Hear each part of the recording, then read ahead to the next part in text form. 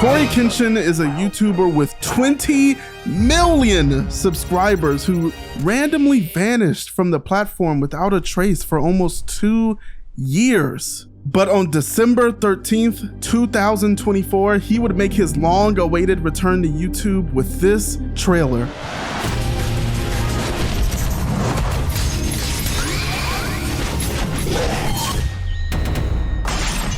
This video exploded to over 550,000 likes in 1 hour. Fans were coming out the boonies celebrating his return, reacting to the announcement. He started trending on Twitter, and if the order numbers are right, I was the 200,000th person to order this book. But I'm not a Cory Kenshin fan. The first time I'd ever even heard of this brother was when he was calling YouTube ClanTube. I'm not subscribed, and while he's undoubtedly built an enormous audience through hard work, effort, and dedication, he said it himself. We've never seen or read any of his creative writing before, and YouTubers are notorious for releasing dog shit products. Moldy cheese, overpriced cookies, and perfumey sports drinks. And with my lack of fandom, I think I'm in the perfect position to give an honest, unbiased review. So I spent my last $20 on its first volume to find out, what's this story actually about? Is it any good, or is it just more YouTuber slop? And I thought Kim was a textaholic. Jabari isn't from here. New Eden, a beacon of light, of hope in this post-apocalyptic world built from the ground up by Sonata. He's a transfer student, the newest recruit into New Eden Academy, the most prestigious in the world, on a full ride scholarship because he's a musical genius. For as long as he can remember, he's had this gift. He experiences music differently. He feels like he can see the sound waves. He can almost reach out and grab them. But at New Eden, all of the kids are prodigies, and he's a fish out of water. But he is different. He's different in that he's filled with the exaggerated swagger of a black teen. Think Miles Morales or Echo from Arcane. He's also different in that he's a fucking dickhead. And being the dickhead that he is, he's combative with everybody. You can't tell this brother shit or you're just hating. So he ignores all the signs. He ignores every warning. He ignores every piece of advice not to try too hard to show out. His song is still being written, and these lames are just trying to snuff it out. So he aces all of his exams, gets very close to record-setting numbers, and all that does is thrust him right into the truth of this world, a secret better left uncovered.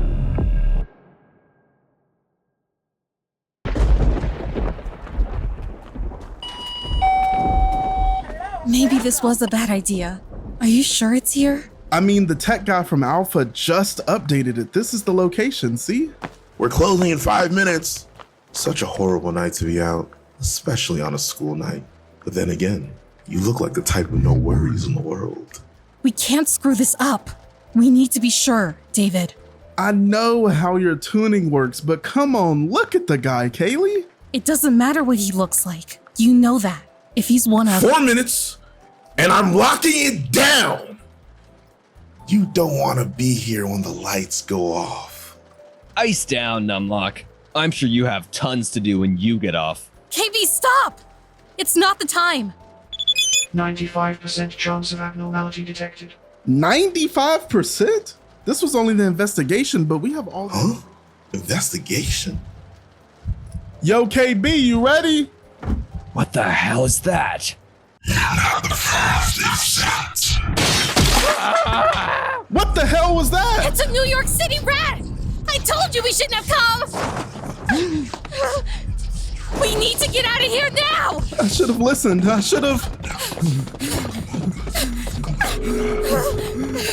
Not tonight! Please, God! Not tonight!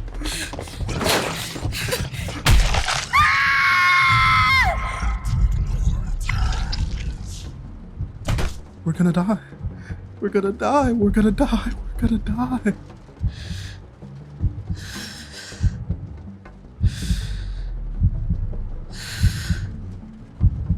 It's okay.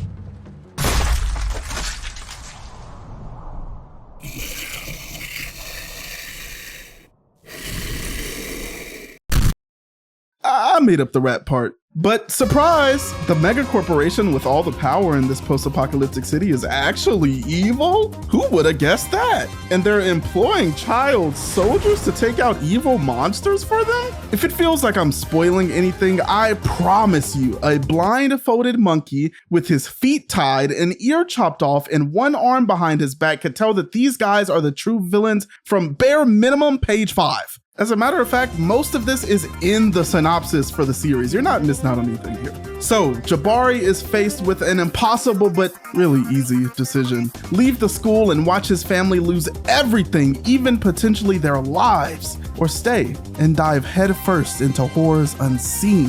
Psst, he chooses to stay. He's thrust into Team Alpha with the calm-minded, dependable leader, the socially awkward tech nerd, the support healer who's big into nature, and a wild physical powerhouse. Is this starting to sound cliche to you? It sounds that way because it is that way. Hell, even the minor characters, a jock, an evil headmistress with a stick up her ass, a stern coach. You got the whole diversity quota for a high school setting here. You've seen every one of these characters before. And with all of them being prodigies, you have to wonder what real conflict they're gonna face that's not external. We don't relate to characters just because of how good they are at stuff. We relate to them when they're grounded, when they have flaws and insecurities. When you have weakness, that's when you can make heroes. The characters in this manga have flaws, but it's the flaws that you would expect to go with their tropes. The powerhouse is impatient and hot-headed. Jabari is cocky and arrogant. The healer cares too much. The nerd is absent-minded.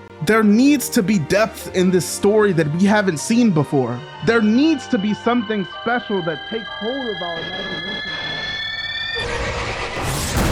Holy shit! The action in this manga is so dynamic and fun, and the art is always serviceable, but there's the occasional panel where they just crank the budget up to 20 and it looks amazing. Okay, not Dan Berserk or One Punch Man amazing, but amazing. The fights are always moving, the choreography is fast, and the sequences erupt with energy, ripping and cracking through the page as they do. There's this part where Jabari and Allie, the hot-headed girl, get to scrapping and she dives at his feet, single leg takedown, but she catches his fall. She goes for the finishing blow, but Jabari gets out of the way just in time. He starts to prepare his counter when, oh shit. She's back up with a kick before he was ready. Somehow, he manages to dodge, and now it's time to counter. He throws a flurry of punches, trying to get Allie into a good position. She deflects and weaves right into Jabari's trap, and just when he thinks he catches her,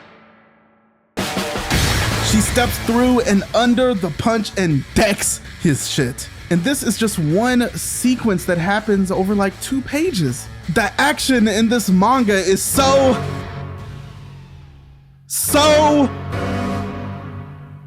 hard to follow. Yes, it's entertaining and energetic. And no, this comparison is not about to be fair. There are few mangaka alive, even of the truly great series, who can do this almost as well as Akira Toriyama in Dragon Ball. But look at this. Look how clean these fights are. Toriyama knows how to guide your eye exactly to what he wants you to see. Look at how the motion from one panel flows straight into the next. It's flashy, but simple and easy to understand. Look at how his auras are never just auras. He's using them to put emphasis on where the characters came from, where they're going, to show the story of the fight. Now look at Monsters We Make.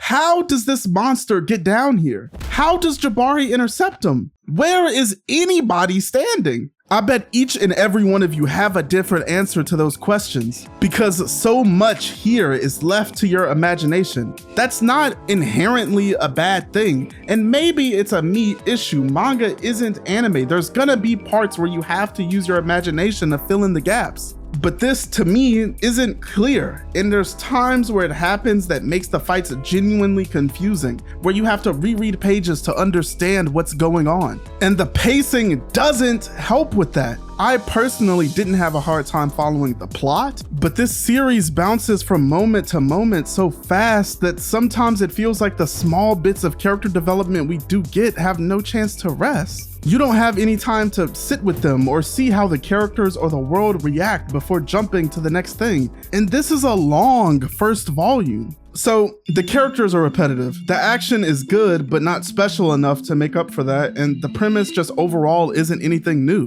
Where does this manga find its footing? Where does it set itself apart from all the other battle shonen that exist? That's the question Corey and his team are gonna have to answer if they want this thing to be as successful as it could be. There's nothing inherently wrong with tropes. Dan-to-Dan intros with a bullied nerd and a brash popular girl. Attack on Titan has the overconfident, prideful protagonist. It has the shy nerd and the silent assassin. Dungeon Meshi has the fucking adventuring party default skin. A fighter, a priest, a mage, and a rogue.